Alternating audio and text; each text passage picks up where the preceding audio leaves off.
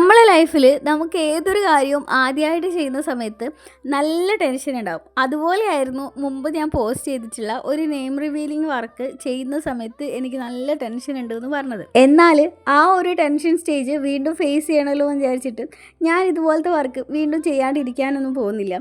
എന്തായാലും നമുക്കുള്ള ആ കംഫർട്ട് സോൺ നമ്മൾ ബ്രേക്ക് ചെയ്ത് കഴിഞ്ഞിട്ടുണ്ടെങ്കിൽ നമുക്ക് എന്ത് ചെയ്യാൻ പറ്റും എന്നുള്ളത് എനിക്കിതിലൂടെ മനസ്സിലായി.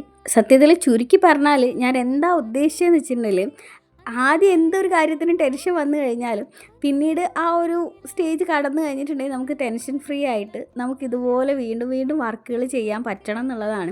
ചിലപ്പോൾ ഫസ്റ്റ് ട്രയൽ തന്നെ നമ്മൾ ഫെയിലാവും, എന്നാലും ആ ഒരു കോൺഫിഡൻറ്റ് കൈവിടാണ്ട് വീണ്ടും ട്രൈ ചെയ്തുകൊണ്ട് നിന്ന് കഴിഞ്ഞിട്ടുണ്ടെങ്കിൽ നമുക്ക് സക്സസ് എന്തായാലും കയ്യിലുണ്ടാവും എന്നുള്ളത് ഉറപ്പാണ്.